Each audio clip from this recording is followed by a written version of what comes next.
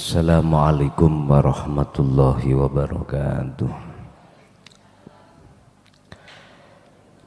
Ila hadratin Nabil Mustafa Rasulillah sallallahu alaihi wasallam wa ala alihi wa azwajihi wa dzurriyyatihi wa qurbatihi wa ali baitihi wa ashabil kiram wa ila jami'il anbiya wal mursalin wal awliya was syuhada was salihin wat tabi'in salihin ila yaumiddin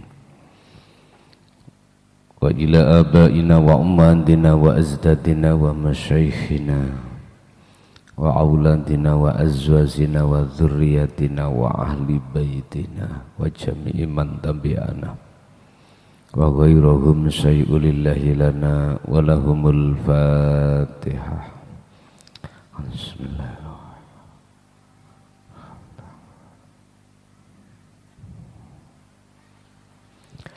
Bismillah, alhamdulillah, la khawla wa la quwwata illa billah. Asyhadu an la ilaha illallah wa asyhadu anna muhammadan abduhu wa rasuluh. Allahumma salli wa sallim wa barik alaihi wa ala alihi wa ashabihi ajma'in, amma ba'd. Mulai sejak kecil kita dididik satu pelajaran, yang pelajaran itu untuk menghormati, memuji terhadap sesama manusia. Si murid wajib menghormati ustadznya, anak menghormati orang tuanya, adik juga begitu menghormati terhadap kakaknya. Yang muda harus menghormati yang lebih tua. Santri harus menghormati terhadap kiainya. Staf harus menghormati terhadap pimpinannya. Pertanyaannya, hal yumkinuna ayyam dahannas, apakah boleh? Apakah boleh yang namanya manusia itu kita puja, kita puji, kita hormati? Bagaimana pandangan Islam? Ini ada dua pandangan golongan umat Islam. Ada yang mengatakan wajib, tidak hanya boleh. Ada yang mengatakan boleh, tapi harus ada batas. Tergantung kita milih pendapat yang mana. Bapak Ibu, di dalam surah An-Najm ayat 32 Allah sampaikan terkait memuja terhadap sesama atau memuja pada diri makhluk. Di situ disampaikan boleh, tapi tidak boleh melampaui batas. Maksudnya ya apa? Nanti kita bahas. Dalam hadis pun Rasulullah menyatakan sawuren wedi wong sing muja dirimu. Orang yang memuja terhadap dirimu, apa bahasa Indonesianya, sawuren wedi. Taburkanlah dengan pasir. Bila perlu sak matane pisan. ben ra iso melek. Iki maksudnya apa? Nanti kita bahas. Yang jelas di dalam Islam itu memperbolehkan tapi dengan syarat bla bla bla bla. Mari kita bedah masalah hal ini di dalam makalah yang berjudul La Ta'budu Al-Insana. La ta'budu ojo do mujo sira kabeh al-insana ing menungso. Ini letaknya bagaimana maksudnya? Wa fit tarbiyati tauhidiyatil khalisati lan iku saking lan iku ing dalem pendidikan pelajaran ilmu tauhid al khalisati kang murni yanha utawi ngelarang sapa Allahu Gusti Allah Ta'ala qalbal insana. Nah ini ada kalimah qalba berarti ruhaniyah, jiwa.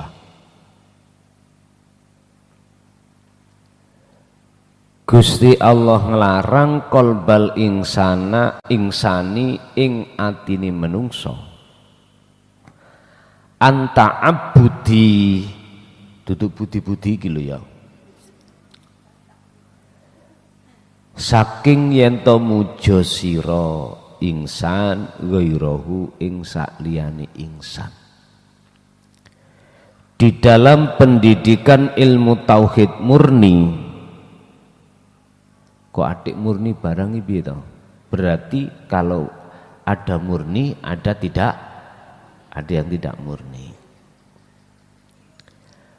Allah iku melarang hati manusia itu memuja terhadap hati orang lain, memuja terhadap orang lain.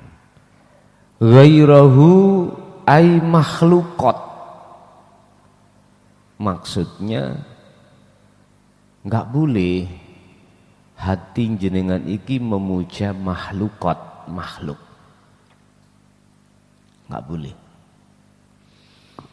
Kembali tauhid khalisah iki bagaimana sih tauhid yang murni dan tidak murni ini? Gini Pak, banyak orang yang mengatasnamakan pelajaran tauhid untuk mendekatkan diri pada Allah. Yang dibahas ilmu tasawuf Pak, yang dibahas. Tapi si murid sebegitu banyaknya tidak tahu, ternyata diam-diam bagi si mursyid ini ada tujuan lain. Ini yang tidak murni nanti. Apa? Kita terlepas dari finansial Bapak Ibu, terlepas. Tapi di dalam hati ini ada unsur supaya para jamaah itu memuja Dia. Supaya bertambah waktu bulan ini jamaah bertambah banyak.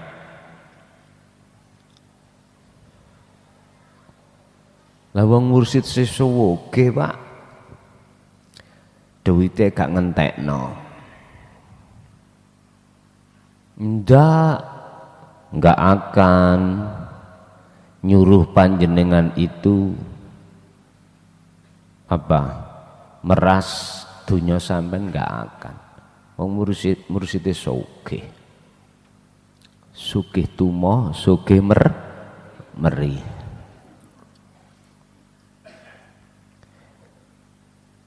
Saking sugihe enggak mau uang jamaah enggak mau. Tapi di dalam hati ada sesuatu unsur yang jamaah tidak tahu. Apa? Contoh saya aja lah. Saya ingin jamaahku tambah banyak. Dengan begitu yang memuja tambah banyak. Loh, ini yang tidak murni.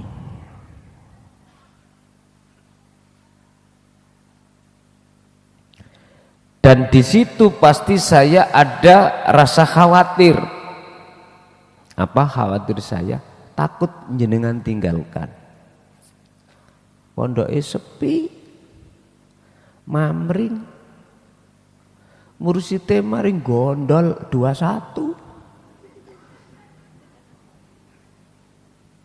Misale,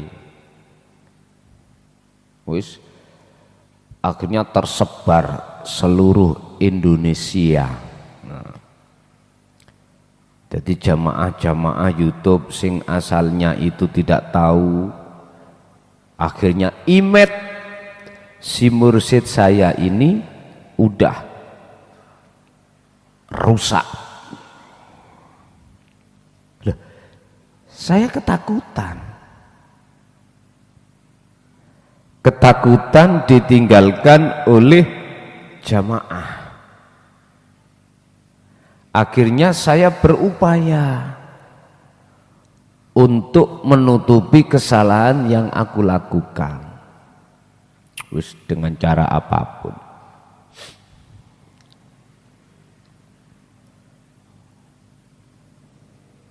Kalau sudah pembahasannya perilakunya saya ini menggondol 21, ya, wis luar biasa Pak ini.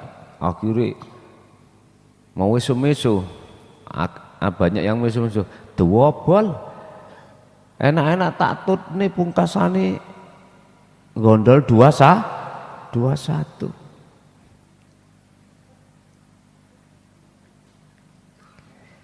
Tidak akan terjadi seperti itu. Akhirnya saya berupaya untuk berhati-hati dalam perilaku saya, khususnya secara dohir. Karena saya ketakutan jikalau ditinggalkan umat. Gak murni sudah. Masih takut sakliyane Allah itu tidak murni. Wis puluhan tahun kok gak maju-maju sih, jamaah kok tambah suwi tambah merotol. Lho wedi ning kuno, ketakutan di situ itu sudah menunjukkan apa ilmu yang kita sampaikan itu tidak murni. Tidak murni. Lah yang murni bagaimana Pak? Maksudnya yang murni. Tidak ada unsur kecampuran kepentingan nafsu sedikit pun. Lah, hal ini akan bisa terjadi manakala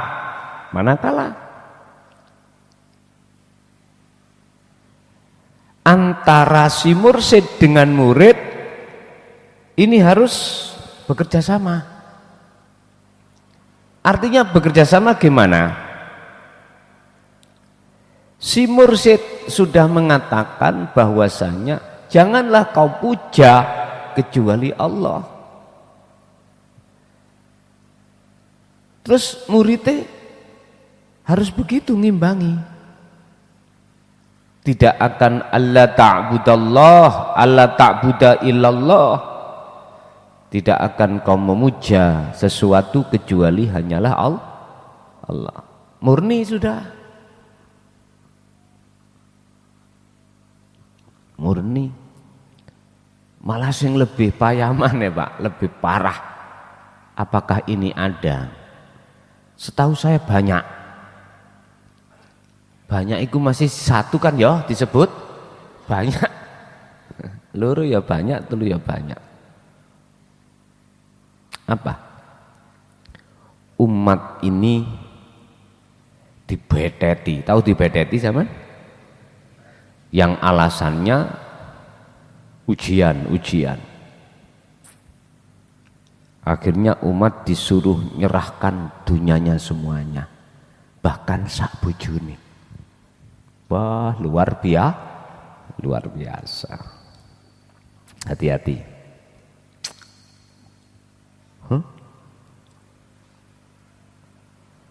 Ngeri, semakin maju zaman niki, semakin ngeri. Wis pokoknya ojo dolanan SS. Kunek kita dolanan SS, mesti jamaah itu tak peloroti. Karena membutuhkan hal itu. Hati-hati. Ngerti SS nggih? Es dom.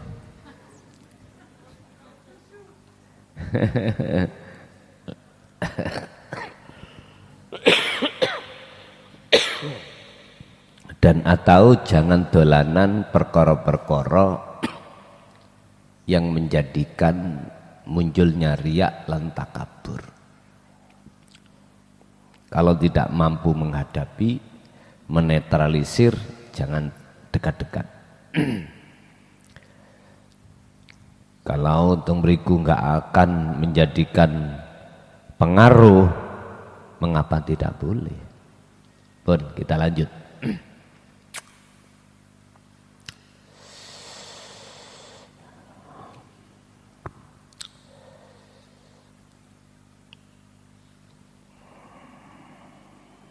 Mengapa hati manusia tidak boleh menyembah terhadap sesama?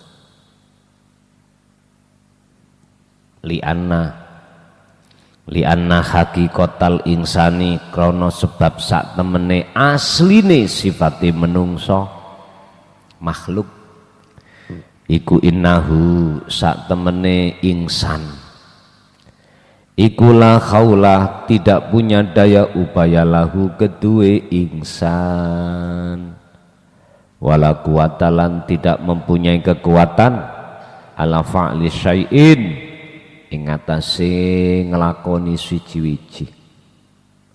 Qala Allah Ta'ala fi suratil jinni al ayata ing ayat 18 surat jin.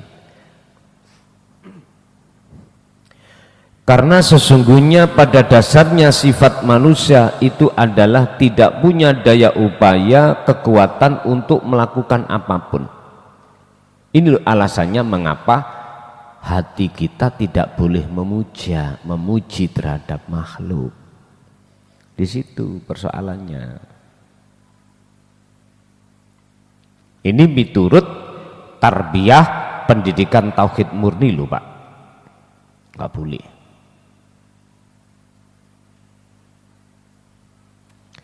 Jadi yang tidak diperbolehkan adalah kembali kepada makalah awal qalbal insan. Hati berarti jiwamu,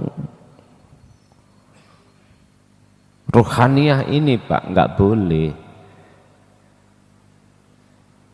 Sebab yang disebut memuji itu menghadap wajahnya ruh terhadap wajah sesuatu yang dia puja. Makanya tidak boleh ini karena ada unsur syirik, nantinya jadinya seperti itu. Sehingga Allah jelaskan tentang hal pujaan, memuji ini di dalam salah satu hambanya yaitu Nabiullah Ibrahim, supaya tidak termasuk golongan orang yang syirik. Beliau diperintahkan untuk ini wajah tu wajiyah, menghadapkannya wajahnya ruh terhadap wajah Allah. Dengan alasan dari tauhid murni inilah Bapak Ibu, maka Allah melarang hati manusia untuk memuja terhadap makhluk. Sampeyan saged madosi apa salone kaya ngeten iki. Pertama yang harus sampean goleki potenso. Tak kandani, potenso iku kalau sudah lama berkarat, setrum iku gak iso lancar, mixere kudu dilepas dibuak nang kali. Yes. Cekak diudek kae. Bendina testing, mari ngetes nising.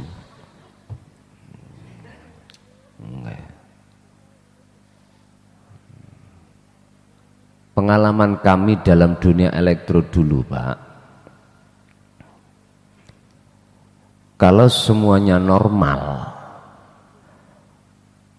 baik mixer, aksesoris, power, kabel, speaker, ini normal loh ya.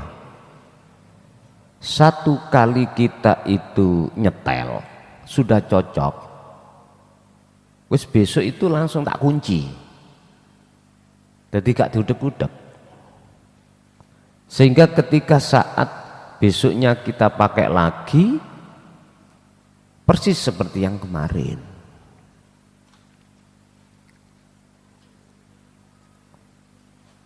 Persis seperti yang kemarin, hasilnya yang nggak bengung dan lain sebagainya, gak endat-endat kayak wong kelelep itu ya, nggak iso ngelangi mlebu nanggone kolam sing jero, ya mak pluk,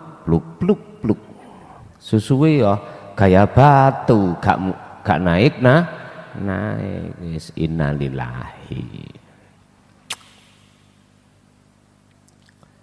Bon. Kini dunia elektro sebetulnya sama dengan hati manusia. Kalau hati kita penuh dengan karat, tayeng nih Pak ya, karat ya. Ya berjalannya hati itu nggak iso sempurna. Terus siapa no? Cengklung no kali no. Iya. Cengklung nih kali diganti no Pak. Kalau tidak, sana cari apa namanya, sing bangsane alkohol itu, apa itu namanya itu, untuk membersihkan karat-karat di potenso itu apa namanya? Yes, pokoknya ono. Nek dipina, ngeten. Akhirnya diputar-putar bersih. Nanti normal lagi. Sing sawering itu potenso. Uliran lho Pak, potenso niku ya. Ulirane niku lho niku. Kotor. Makanya dulu itu saya nyuruh Pak Ebret itu tak ngekei plastik dia di kotaan. Kayak plastik ngono. Jadi bleduk, kita menahan bleduk supaya dia enggak masuk gitu. Dulu. Pun lanjut. Surat Jin ayat 18. Wa annal masajida lan sak temene piro-piro masjid. Maksudnya masjid itu apakah masjid bangunan niki? No, bukan. Wa annal masajida lan sak temene piro-piro masjid ai qalbul mukminin, tegese atine wong mukmin. Ya niku masjid.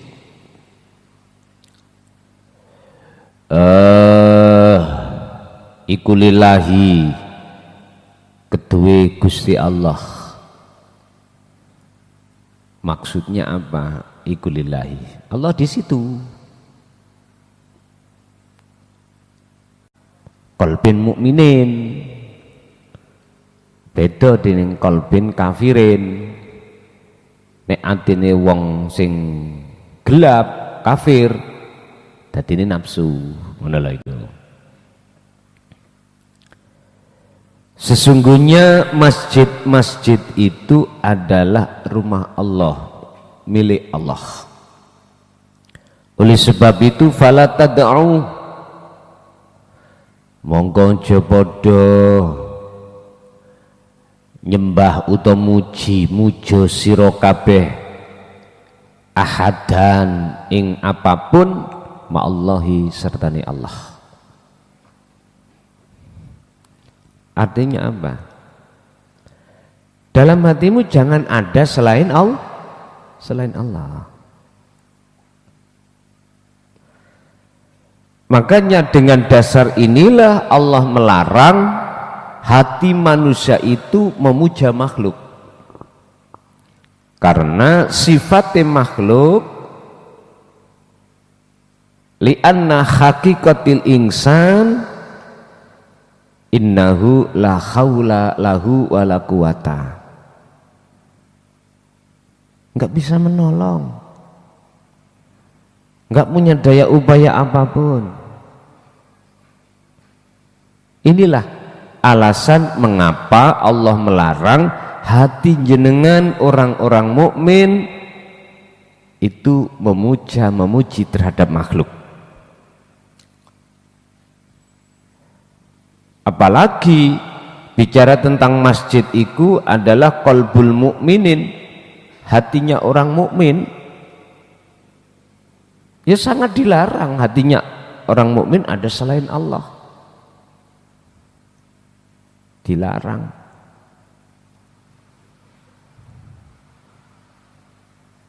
Bapak Ibu hadirin rahimakumullah. Kalau kita memang tidak mau menerima ajaran tauhid murni, nggak bisa, Pak. Hati ini hanya dihuni Allah, nggak bisa. Atau artinya nggak bisa, Pak. Nafsu itu keluar dari hati ini nggak bisa. Karena apa? Karena jiwa kita itu menjadi budaknya. Jadi jiwa kita mengikuti apa perintahnya nafsu sebagai keinginannya. Sehingga ketika saat mohon maaf kita menghadapi perkara-perkara sing perkara itu ada kaitannya dengan pujaan, nggak bisa Pak kita memuja Allah dengan sebenarnya, nggak bisa. Mesti pujaan kita terhadap manusia atau makhluk.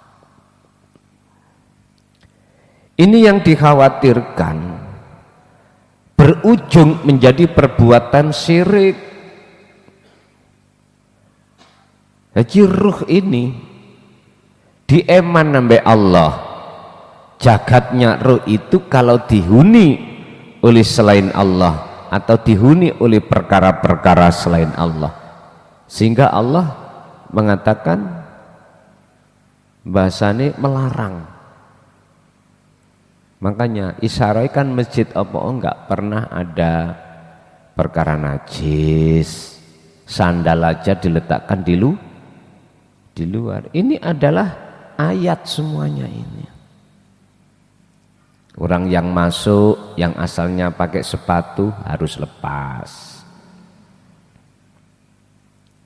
Intinya jikalau sudah masuk dalam masjid sebagai baitullah, rumah Allah, hanya menyembah pada Allah. Bahkan miturut syariate wong wedok khetae mlebu haram. Orang laki-laki mengandung junub haram. Masuk di dalam masjid haram. Ini sebetulnya isyarah, Pak. kejadian ayat-ayat yang bersifatkan kauniyah, alam, ini ada maksud. Termasuk nama masjid ya, yang dikatakan di dalam surat Jin itu tadi, wa annal masajida iku lillah. Loh, hanya Allah. Berarti apakah masjid ini bangunan dunia iki? No, tidak. Masajida jamak dari masjid itu maksudnya adalah ai qalbul mukminin, hatinya orang-orang mukmin. Yang kumaksud orang mukmin ini orang yang sudah sampai pada ihsan, imannya sudah benar baru.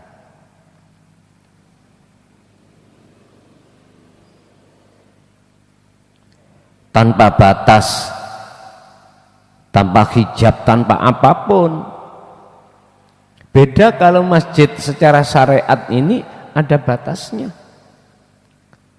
Walaupun sak hektar lah omboni, ada masjid 1 hektar, ada ya Pak ya? Lebih ya? 100 hektar ada enggak? Sak dunya iki lho, wonten enggak? Ada enggak? 100 hektar. Setahu saya belum ada. Katakan 100 hektar, 1000 hektar aja lah, wis. Tapi lebih luas masjid hatinya orang mukmin ini tanpa batas. Inilah maksudnya masjid yang kumaksud. Lah, perkara-perkara selain lillah itu adalah sandal, sepatu, sepeda. Lah kok mlebu masjid sepeda dilebokno pisan?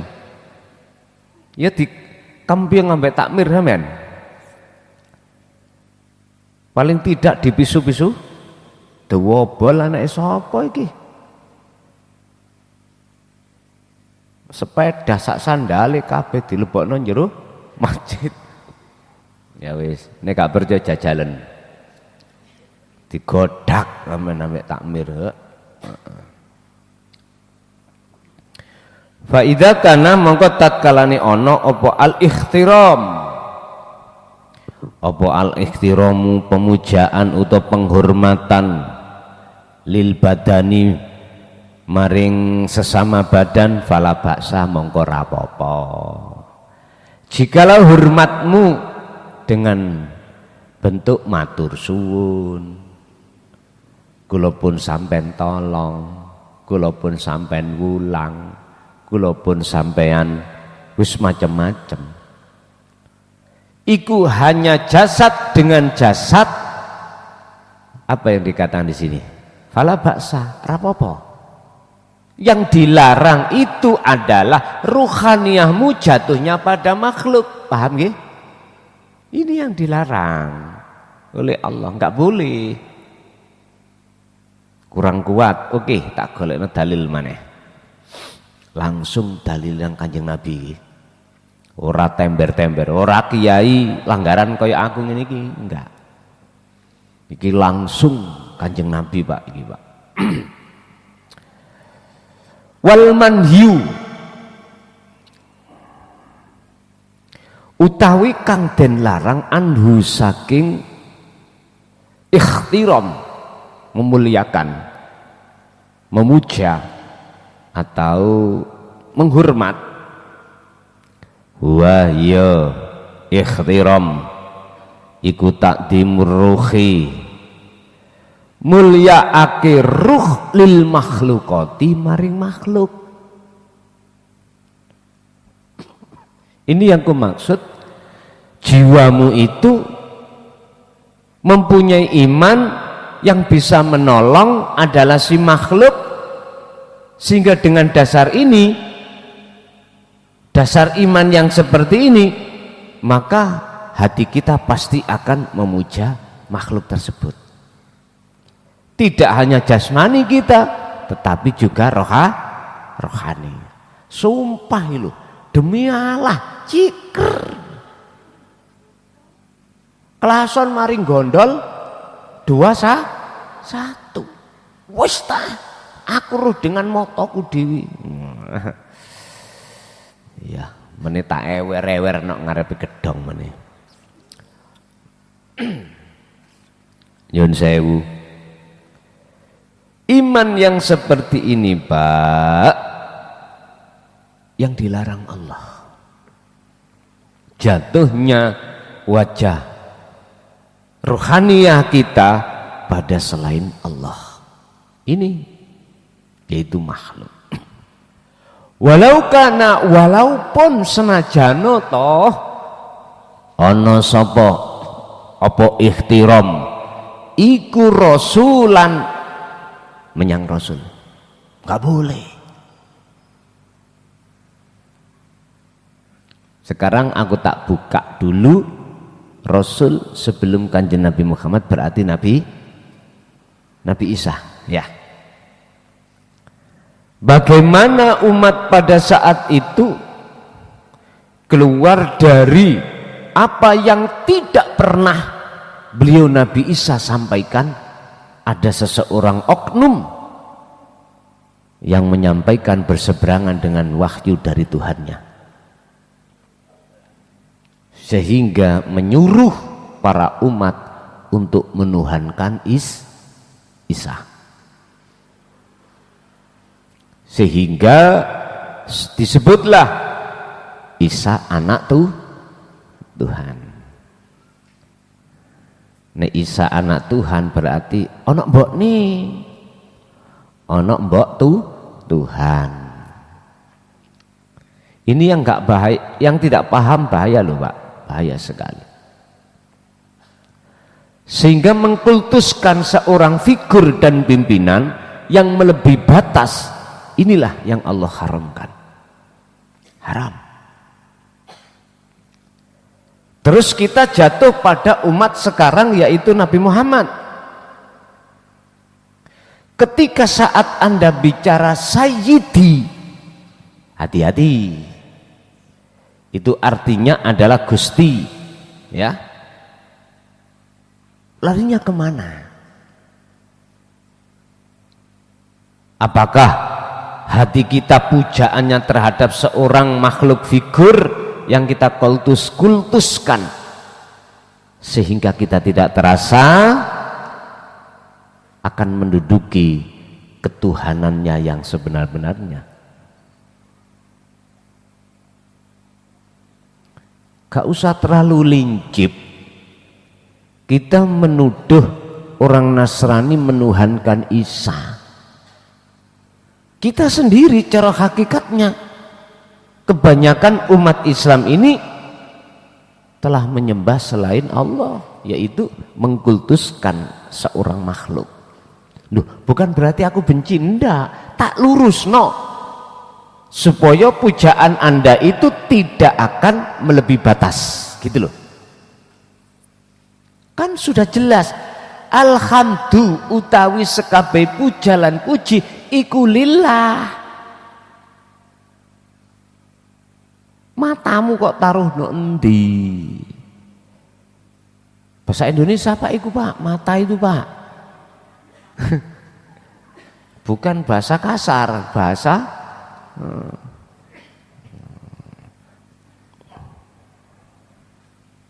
ngapunten Kang Kathah. Kadang-kadang Pak ya, kita itu pengin banget ketemu kanjeng Nabi. Enggak, iku hakmu, silahkan. Podo-podo makhluke. Bahkan ada beberapa tuntunan di dalam ajaran thariqah mungkin mengatakan jikalau kau sudah ketemu baginda Rasul berarti kamu sudah sampai menjadi kekasih Allah. Ada yang seperti itu. Ya monggo. Makanya semua thariqah kan punya manaqib masing-masing. Apa sih manaqib itu? Sejarah. Sejarah biografi seorang figur yang kita jadikan sebagai maskot. Ada istilah manaqib Imam Syekh Abdul Qadir Jailani. Kebanyakan itu ya mutar diwaca tok, Pak. Padahal itu sejarah. Sejarah itu harusnya kita pahami dan kita teladani. Ora diwaca. Mohon maaf jikalau ini masih bersebangan loh ya. Maksud saya biar jenengan ini ada peningkatan. Jadi manaqib iku mpun diwaca tok. Sampeyan pelajari. Itu teladane figur yang kita maskotkan di dalam thariqah kita masing-masing. Ada manaqib Syekh Abdul Qadir Jailani. Ada lagi manaqib apa itu? Miturut thariqah sampai masing-masing Sadiliyah. Semuanya ada manaqibnya masing-masing.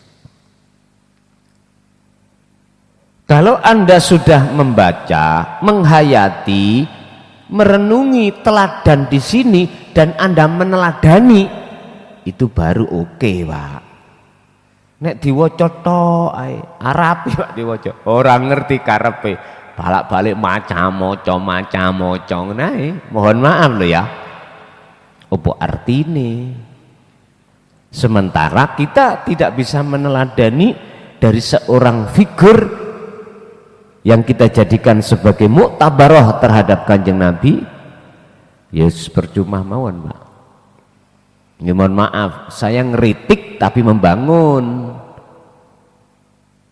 Nek salah paham sampean jelas nih mokong, akhirnya geding terhadap saya. Ya ora apa-apa iku hakmu. Sama Quran iki ya ngono, ayat-ayat iku wahyu Allah. Mumpun diwaca tok. Nek diwaca tok ya iku jenenge dadi wong latah men. Diwaca tok, tapi apa maksude gak dilakoni. Lah iki le sing wis masyaallah. Hayatilah apa maksudnya yang terkandung di dalamnya. Selanjutnya itu jenengan teladani, lakonono. Lah niki. Ini lambe-lambe wedok lagi nih, Pak. Keperucut mawon. Nggih, keperucut. Kala dawuh, hadza utawi iki gak oleh Pak sampai niki memuja terhadap figur walaupun itu puncak Rasulullah, bahkan Rasulullah sendiri yang berkata ini. Hadza utawi gak oleh, enggak boleh ikhtiram tadi iku kala dawuh sapa Rasulullah fi suratil Kahfi al ayata. Ayo dibuka niki Quran, senes koran.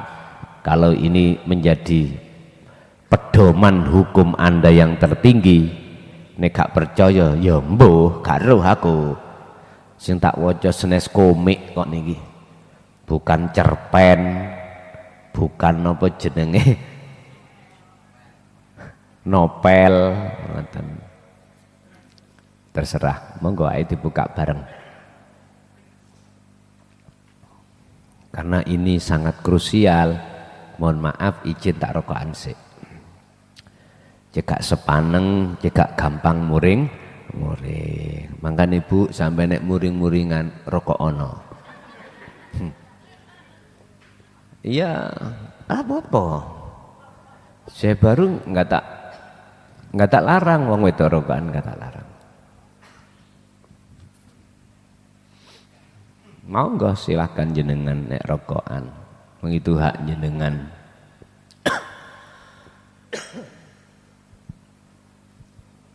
Maksudnya nek rokokan jenengan kok kan kula saged join ngono lho ya. Ngoten.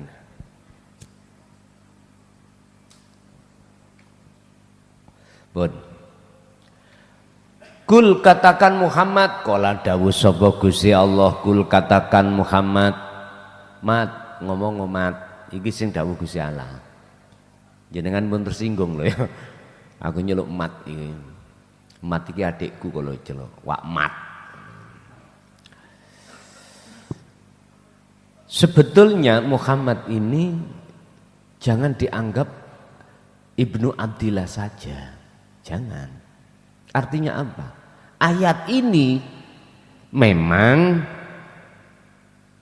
ditujukan terhadap Kanjeng Nabi supaya Kanjeng Nabi itu mengikuti apa yang menjadi hukum-hukum Allah. Tapi ayat ini ya untuk kita semua, bukan hanya untuk Kanjeng Nabi aja. Makanya jenengan Muhammad, ngaten lho. Kul katakan Muhammad, pundi Gusti ingkang kula katakan terhadap umat, termasuk diri kula piyambak. Rupane innama angin pestine ana utawi ingsun iku basarun menungso. Aku iki ya menungso padha awakmu, ngoten karepe. Ya kulit, ya ana daging, ana balung, ana getih. Getihmu ireng, getihmu abang, ya aku abang. Kuwi mangan sego, aku ya mangan sego. Sama, Pak. Sama. Innama ana basarun iku mithlukum, padha mbek awakmu, padha makhluke, ngoten nggih, padha makhluke. Lah apa kok lantas awakmu iku mujo nang aku? Wis iki umpama tak kembangno ayat ini. Aku padha mbek awakmu makhluk. Sing ngerti balaghah mantek aku yakin paham. Maksud ayat ini Rasulullah itu mendidik kita supaya tidak memuja pada dirinya. Karena alasannya innal haqiqata sak temene makhluk, sedaya makhluk innahu iku la haula wala quwata lahu. Enggak punya daya upaya apapun. Kuwi mangan teko cangkem ya gak mungkin aku teko silit. Lah ngono to? Semuanya sama. Aku melihat sesuatu dengan mata, gak mungkin kamu melihat selain dengan mata. Aku mendengar suara dengan telinga, kamu juga sama.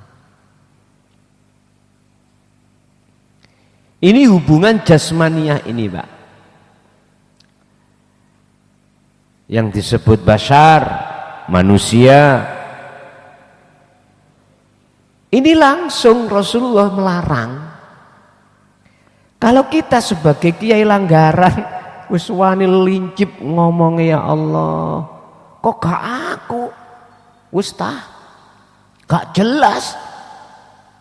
Olehnya menyampaikan, mulai Pak, mulai silit digawe cangkem iki. Iya. Kok gak aku sing dadi mursyid, gak iso sampai kepada Allah. Bahkan ada yang mengatakan gini, kualat lo awakmu, nek umpama gak manut aku, gak mujo aku, bahkan benci aku, kualat. Pak, mohon maaf Pak, sekali lagi saya minta maaf. Jikalau ada yang masih seperti itu, berhenti yo, jadi mursyid, dadi mursal, berhenti yo. Tenan. Lepaskanlah atribut-atribut kita yang tadinya katanya demi agama, demi tauhid, demi macam-macam. Halah. Gedabrus koyok entut berut. Pak, hati-hati banget. Bahkan di dalam kitab Hikam itu adalah salah satu makalah jenengan kudu berhati-hati. Ketika ngangsung ilmu kaweruh iku harus berhati-hati. Artinya gimana? Bagaimana mungkin kami yang buta ini bisa menuntun orang yang buta? Enggak bisa. Padahal yang tidak buta hanyalah Allah. Carilah penuntun yang matanya tidak buta. Kalau kita akan mencari penuntun yang matanya buta pada Allah, otomatis Pak, kita akan nyunsep. Kita akan terbawa oleh apa yang dikehendaki mau. Nggak jadi baik, jaron jenengan mantuk gak tadi dek nang omah malah minggat, tambah jauh dari omah yang sebenarnya rumah. Lah ketika beliau menyampaikan janganlah kau puja aku karena aku itu sama dengan kamu manusianya, ingat yuha makhyoake sapa Allah ilayya maring ingsun, iki sing bener rupane wahyu, innama ilahukum ilahu wahid, sak temene utawi pangeran sira kabeh, ilahun rupane pangeran iku wahidun. Artinya apa? Yang sebenarnya kamu puja ikhtiram, yang kau puji itulah Tuhan kita yang namanya Tuhan yang Maha Esa. Lha iki Rasulullah boten nyeret umate, bahkan menyuruh umate mujo nang dheweke, enggak. Nabi Isa pun begitu dulu. Berhubung ada oknum yang membengkokkan apa yang tidak pernah Nabi Isa katakan, itu dikatakan gak guaplei yang itu nih. Umat Islam jangan sama, apa yang tidak pernah Rasulullah katakan itu ada yang mengatakan, yang asal itu bahkan iki sokeh dan lain sebagainya. Makanya tadi saya katakan kaya entut berut gedabrus.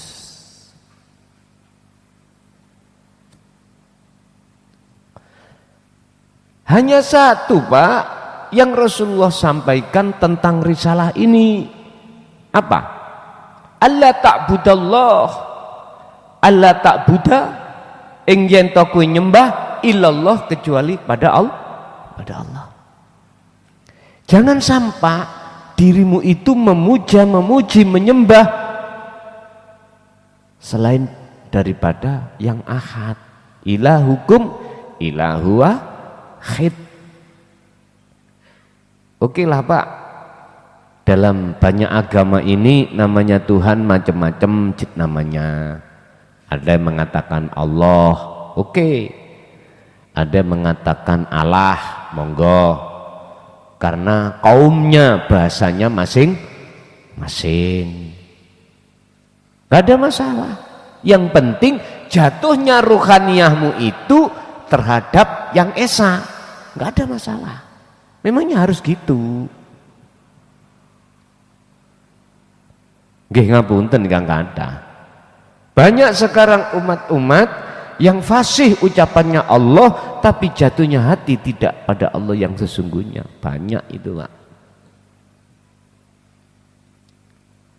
Tingkatan gara-gara kalah dukur jabatane ngene wae ya wis ngawene ngono iku saatine. Aduh,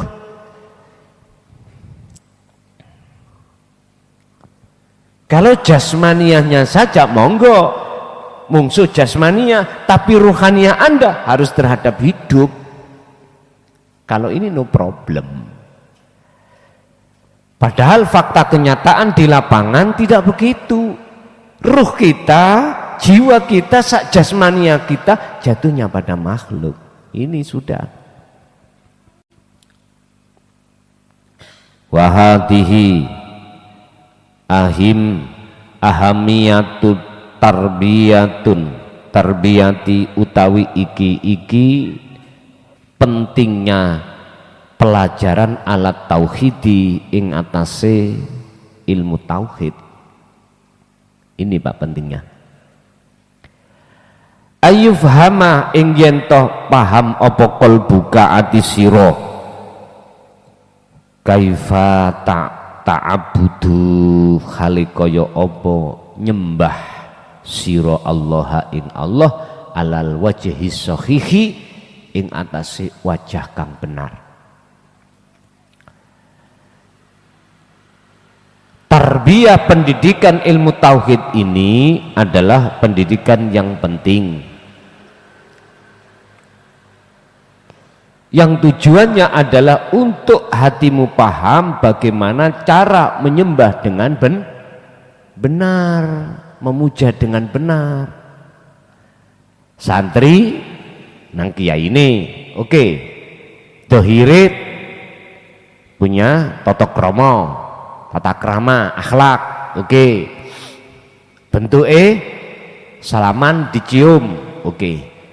Tapi hatimu jangan sampai jatuh kepada makhluk. Inilah maksudnya. Sembahannya Anda itu biar enggak keliru kepada makhluk. Makanya dikatakan adanya Anda dididik tentang tarbiyah ilmu tauhid ini supaya hatimu paham bagaimana cara menyembah dengan benar. Kama kola kaya keterangan kola kan dawuh sapa Allah Gusti Allah fi surati Maryam ing dalam surat Maryam ayat 36.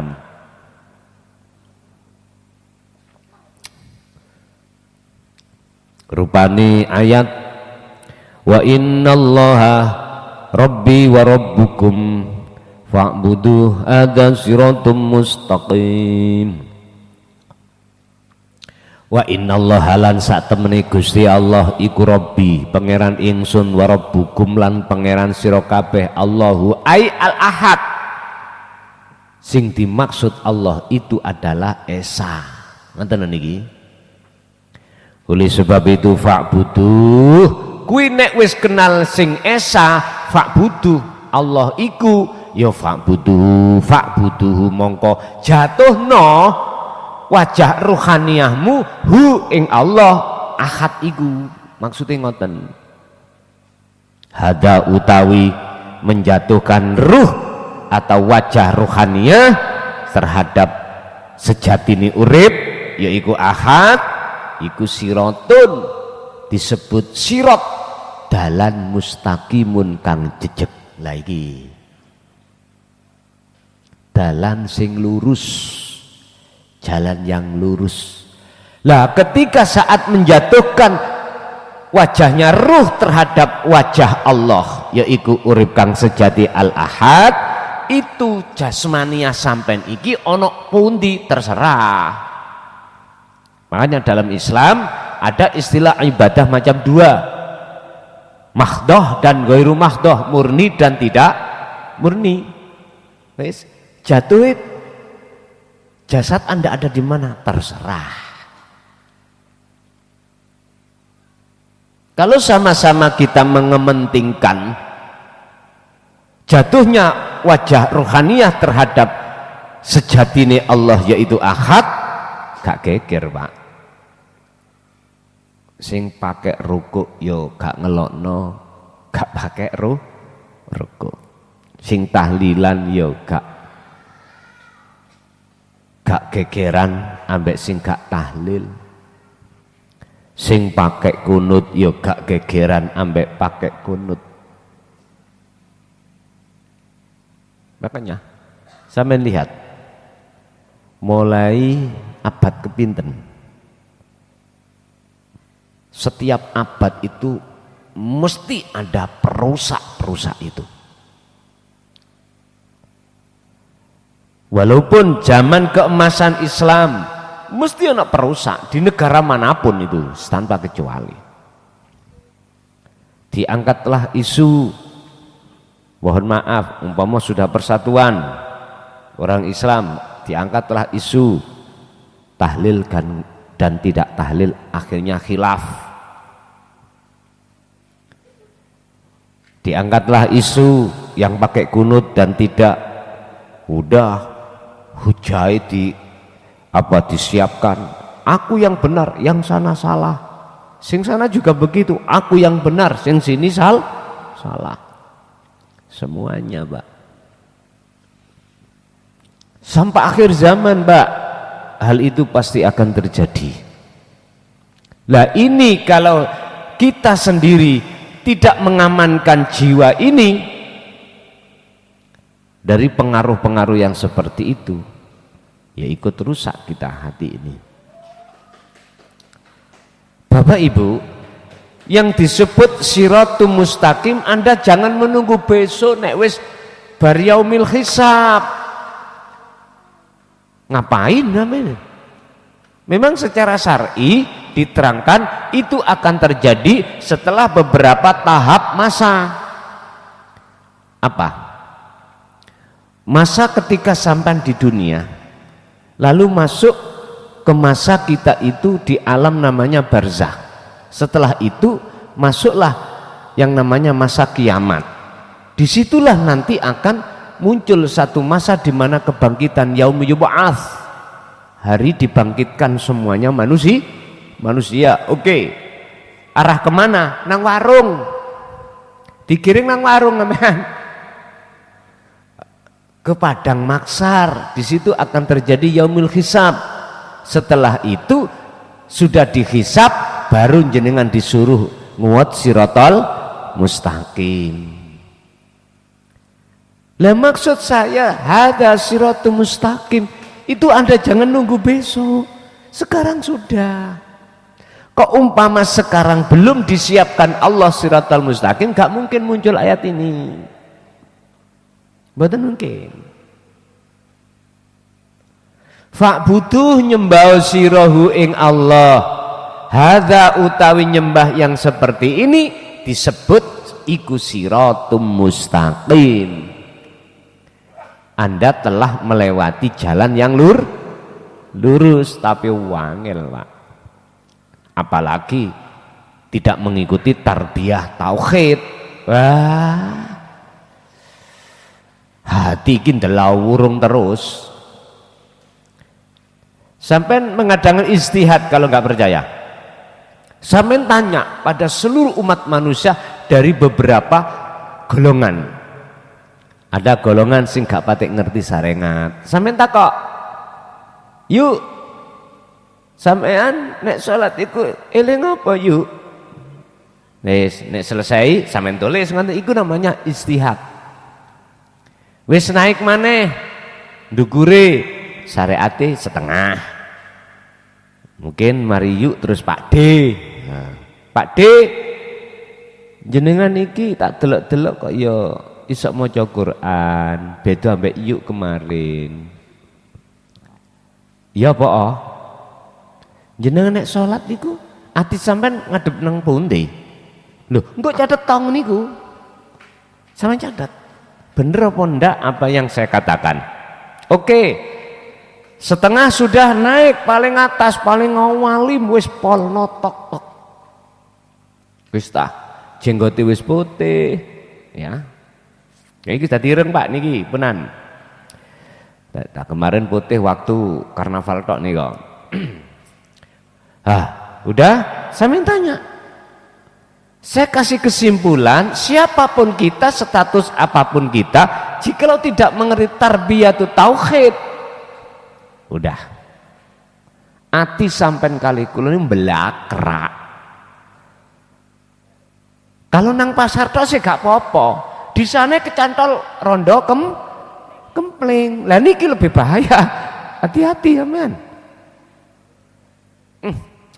Wis iku jok heran Pak Yusiku. Makane wong Jawa biyen mbok bapak kita semuanya mbah-mbah dulu itu ngomong Siratal mustaqim iku rambut situk disigar dadi pit. Bayuh cilik sak endi Pak? Wis niku percaya mawon kita dulu masalahnya belum mengerti. Itu maksudnya saking sulite sampean iku sholat lewat Siratal mustaqim, saking sulite. Lebih-lebih kita yang menolak tentang tauhid nih, menolak tentang dinul haq atau ajaran-ajaran ilmu kuno atau ilmu mukawwanat, ilmu kaun atau ilmu tuwek. Ngapunten Kang kata. Mboten saged Pak. Walaupun sampai umur berapapun tetap enggak bisa. Wis.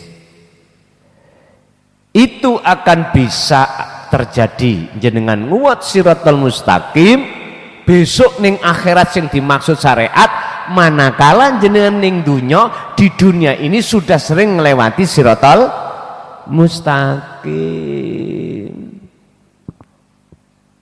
Kuncinya kemana? Sirul asra toh? Kuncinya di situ, semuanya itu muaranya di situ Pak. La ilaha illa anta, akhirnya sampai la ilaha illa ana. Ya lah Pak, tiba jekawetek. Ini sing wis ngerti lho ya. Sing durung ngerti wis ngaji bingung wong. Wis pun. Wa fil ayati sabiqatilan iku ing dalam ayat sing ana ndukur niku sing wis kok jelaskan di depan tadi. Dalilun utawi nuduhake alla anna jami'a rusulillah ing atase sak temene sekabehane pira-pira utusane Allah mulai Nabi Adam sampai Nabi Muhammad secara syariat iku wajib iki rungokno alaihim ing atase rasul apa sing wajib tablighu risalatil wahdaniyati nyampeake ndidik risalah tentang mengesahkan Allah. Semua rasul gak percaya takok. Wis kan sering kula niki ngomong wis kuwi nek waktu Solo kok ya ditemokno Gusti Allah danggone Kanjeng Nabi Muhammad atau Nabi Ibrahim atau Nabi Isa, siapapun yang kegolong rasul, tanya sampean takok etok-etok guyon ngene lho ya, etok-etok guyon bapa utawa mbuh nyeluk sampean niku, ya Rasul, apakah jenengan itu termasuk dulu itu wajibkah menyampaikan apa sing disampaikno klason niku? Bener tah apa sing disampaikno klason cocote ngalor ngidul ngomong tentang Allah itu? Tanya. Saya berani katakan dan 100% beliau menjawab iya. Sampai buka maksud surat Al-Anbiya 25.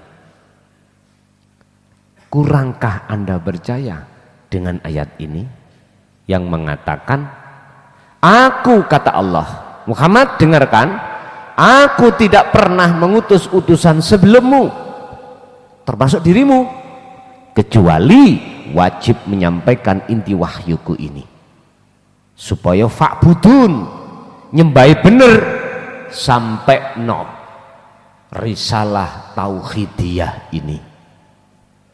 Sampai no ngejer Pak, sinten mawon mesti ngejer, karena ini langsung bersinggungan dengan orang-orang hatinya yang tertutup. Baik. Tapi satu-satunya di antara rasul sing pernah meninggalkan tabligh yang seperti itu, yaitu Nabi Yunus. Di antara beberapa rasul itu. Saya buka sejarah di Quran. Sempat Nabi Yunus niku meninggalkan tabligh, meninggalkan penyampaian ini gara-gara kaumnya menolak. Kaumnya menolak. Akhirnya ditinggallah kaum itu. Dia hijrah ke tempat yang lain dan hijrahnya harus pakai kapal. Ternyata beliau diuntal ikan nun. Itu artinya jenengan kudu topo, kudu meditasi, kudu khalwat. Terserah berapa hari sakerso jenengan. Disampaikan terhadap siapa? Ila jami'a qawamihi mengatasi maring piro-piro sekabehane piro-piro umati masing-masing rasul man. Walakinna lan tetapine iku opo-opo aksaro akeh-akeh aksaro ummatihi akeh-akeh umati rasul iku angkaru ngingkari, gak percaya. Dzalika ing mengkono-mengkono risalatit tauhidiyah atau wahdaniyah. Ini fakta. Ini fakta. Siapa yang menentang pertama tentang risalatut tauhidiyah? Siapa? Gak usah tak tutup-tutupi. Ya wong sing rumoso ngalim, rumangsa wong pinter maca Quran, pinter hukum, pinter hadis, pinter macem-macem. Loh, saya berkata seperti ini memang saya rasakan sendiri. Orang yang terpengaruh bukan golongan-golongan sing tatoan, sing elek-elek. Bukan itu, justru itu malah gampang masuk. Wal khulasatu lan utawi ringkesane iku idakana tatkalane ono opo al qalbu ati iku ya'budu muji opo qalbun ghairul ahadi ing sakliyane yang esa sumia mongko den arani opo qalbun diarani kolban ing ati yusriku kang nyekutokake apa kolbun billahi kelawan Gusti Allah ghairahu kang sakliyane Allah.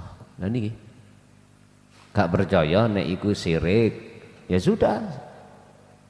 Saya hanya sebatas menyampaikan dan mengingatkan aja. Urusan Anda mau terima dan tidak itu bukan urusanku. Sudah dikatakan ketika hati itu mujine menyang sakliyane yang esa, maka itu disebut hati yang telah menyekutukan terhadap selain Tuhan. Selain Tuhan itu dijadikan sebagai Tuhannya. Yes. Monggo sing gak percaya monggo, sing ora ya monggo, sing percaya monggo. Yang jelas seluruh para nabi atau khususnya para rasul wajib nyampeake risalah wahdaniyah, risalah pengesaan pada Allah. Iki inti daripada rasul diperintahkan ke bumi itu intinya ada di sini. Kan saya katakan tadi, dikatakan dalam surah Al-Anbiya ayat 25 tadi. Apa? La ilaha illa ana wa ma arsalna min qablika mir rasulin illa nuhi ilaihi annahu rupane wahyu la ilaha illa ana. Wis. Ini yang harus mestinya umat Islam khususnya umat manusia ketahui. Artinya kita di dunia ini wajib untuk berlaku tauhid, atau hati harus didasari dengan ilmu tuwek atau ilmu kuno atau ilmu kang sejati, yaitu ilmu sing kanggo mengesahkan Allah. Al-Fatihah. Bismillahirrahmanirrahim. Akhirul kalam. Assalamualaikum warahmatullahi wabarakatuh.